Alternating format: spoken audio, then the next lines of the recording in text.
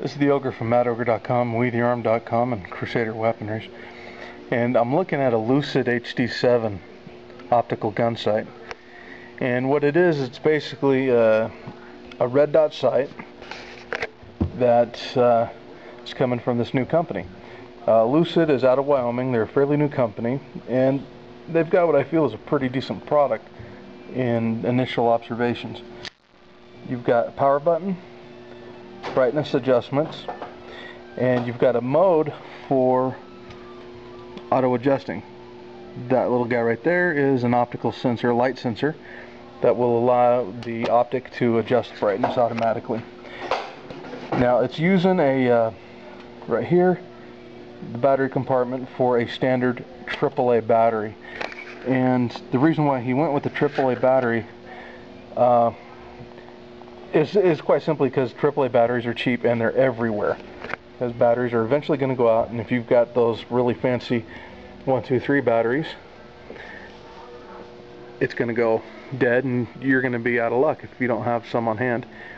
You've got, let me see if I can't set this up here. Now it's riding on a 930 SPX shotgun for recoil testing. It says it can handle heavy recoil, and we're going to put that to the test. Let's see here. This is my favorite reticle. It's a circle dot, kind of like my EOTech. And that's a circle and some crosshairs. Crosshair. And just a simple dot. 2 MOA dots, so it's really fine. And you got a 2 MOA dot inside that circle dot. And that gives you actually the ability to be both fast and accurate, especially with a slug gun. And this Mossberg 930 SPX is definitely a good slug gun. It's a good gun, period. I quite like it. Okay, now watch this.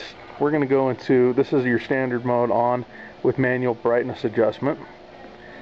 So you can see, pushing the buttons on the side here, you can adjust the brightness. Now if you push the power button again, see it blinks, it goes into a different mode.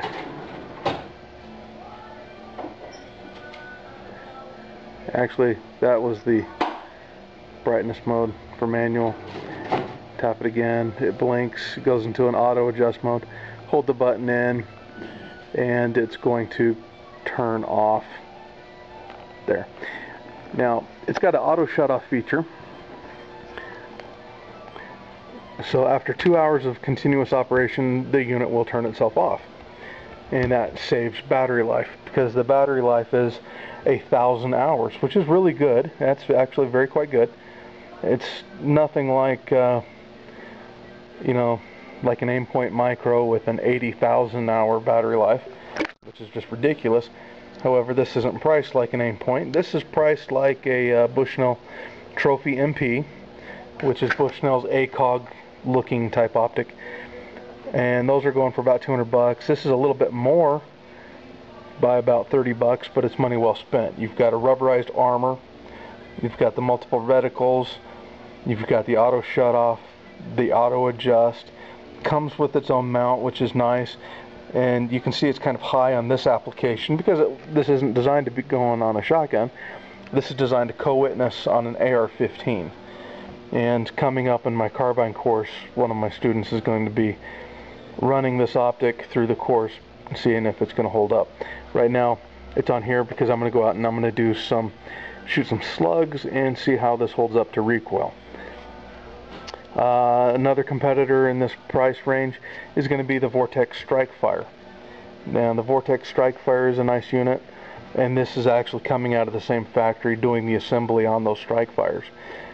But Lucid has full control over the quality control that's going into their product, and I think it's a very good product. Vortex needs to take note on these features and do the same with the Strike-Fire to upgrade that. Really, until I get it out and shoot it, that's all I have to say about it. One question I had from a guy on WeTheArm.com is, can you see the the reticle through the front of the unit? And the answer is yes, you can, just like every other optic in this price range. And that is going to preclude that from any recommendation on putting this on an infantry weapon. If I was in the service and about to deploy, I would not use this. If I was a sport shooter, home defense, hunter that needed a red dot, this would be a great option for that. But this is not suitable for military use, in my opinion. Well, next time I get out to the range, we'll put this to the test and see how it shoots and holds up. So, peace. Real quickly on this HD7, I just threw it on a M&P 15T, and to give you an idea on what that proper co-witness is going to look like, it does do that nicely. We can see that you are in the lower quadrant of the optic when using your iron sights, which is just about ideal. If I was a 3-gun shooter, sportsman, and I am, I'm really starting to like this optic. And being able to set up with a proper co-witness without playing with shims or any of that jazz is a huge advantage. So, normal operation on this guy, you flip that down, and if you have a fixed front like I run on my Rock River, you're going to see it through there, but it's going to be in the lower quadrant. And let's turn this on here,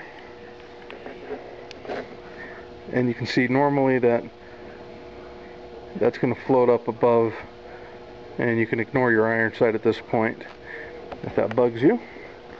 With the M&P 15T with the flip up front, you can get it nice and out of your way. So, looks good on the gun.